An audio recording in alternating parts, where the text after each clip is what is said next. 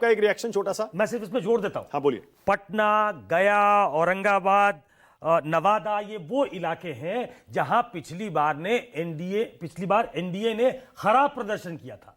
कई जगह तो बिल्कुल खराब किया था, यहां वो अपने परफॉर्मेंस को ठीक करती नजर आ रही है। तो जहां महागठबंधन ने अपने परफॉर्मेंस को ठीक किया है, वहां दूसरी तरफ जो वीक विकेट था पिछली बार, वहां एनडीए ने भी अपना परफॉर्मेंस ठीक कर लिया है। ओके, हर्षवर्धन त्रिपाठी बोलिए, ये एक्सिस माई इंडिया के आंकड़ों पर पहले आपका रिएक्शन क्या है, बोलिए।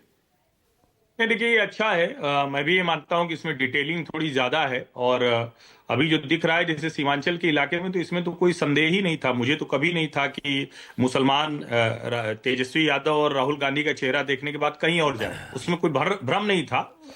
ओवैसी एक मोमेंटम जरूर क्रिएट करते हैं और वो हमने हर जगह देखा है।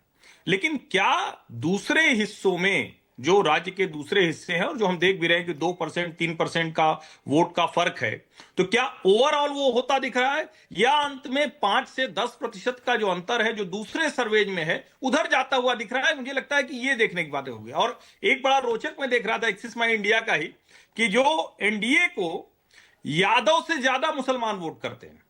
मतलब ये बड़ा सुनने में लगेगा कि ये आंकड़ा जो है, लेकिन बिहार में जो एक्सिस माई इंडिया ने ही डाला है, वो आप देखेंगे तो वो सर्वे निकालेंगे तो आएगा, जो मैं देख रहा था कि एनडीए को मुस्लिम वोट ज्यादा मिल रहे हैं प्रतिशत में और यादव वोट कम मिल रहे हैं।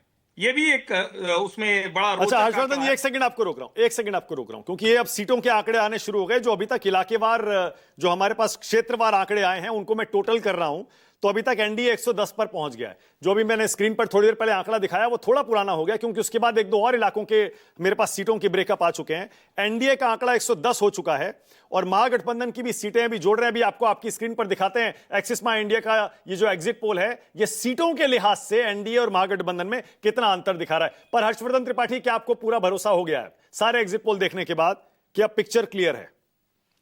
देखिए, मैं तो मानक जी, जो एग्जिट पोल कह रहे हैं, जाहिर है उनके पास ज्यादा लोग होते हैं, संसाधन होते हैं, और बहुतायत एग्जिट पोल देखने के बाद वो हवा उनको समझ में आ रही है। मेरा तो अनुमान पहले से वही है। मुझे अपने अनुमान में एक भी दिन बदलने की आवश्यकता नहीं लगी।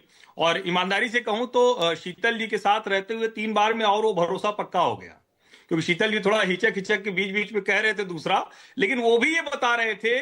मैंने इनका पहला सुना, इन्होंने कहा कि संगठन का जैसा काम एनडीए ने किया वैसा बिल्कुल नहीं किया, बिखरा हुआ है। मुझे सब याद है कि इनके साथ 3 डिबेट में रहा। दूसरे में इन्होंने कहा कि अगर बहुत होगा तो 125 तक महागठबंधन जा सकता है, लेकिन एनडीए जाएगा तो 140-50 जाएगा। यानी जमीन पर, चूंकि शीतल जी गए थे, मैं तो वहां गया नहीं था बीच में, भले उसके बाद अमेरिका चले गए शीतल जी, लेकिन बिहार वाला तो याद ही था। और उसके बाद भी लगातार ये कह रहे थे। मेरा अपना अनुमान, और जो मेरी लगातार वहां बात हुई, मैंने जो समीकरण देखे, और मैं फिर से दोहरा दे रहा हूं, ये चुनाव तेजस्वी यादव का था, ये चुनाव नीतीश कुमार का नहीं था। मैं इसको पहले दिन से कह रहा हूं, फिर दोहरा रहा हूं। तेजस्वी यादव से स्लिप हो गई है और बहुत पीछे छूट गए। मैं फिर से दोहरा रहा हूं, एनडीए ठीक ठाक बहुमत के साथ, ठीक ठाक जब मैं कह रहा हूं तो आप उसका अनुमान लगाइए। और एग्जिट पोल्स चूंकि अब आ गए हैं, तो मैं नंबर इसीलिए नहीं दे रहा हूं, क्योंकि जब एग्जिट पोल्स ने इतना कह दिया, इतने संसाधन वाले, तो हम लोग क्या कहेंगे, सामान्य विश्लेषक हैं। लेकिन साफ साफ दिख रहा है कि एनडीए बहुत अच्छे से सरकार बनाने जा रहा है, इसमें मुझे कोई भ्रम नहीं दिखता है। ओके, अब मेरे पास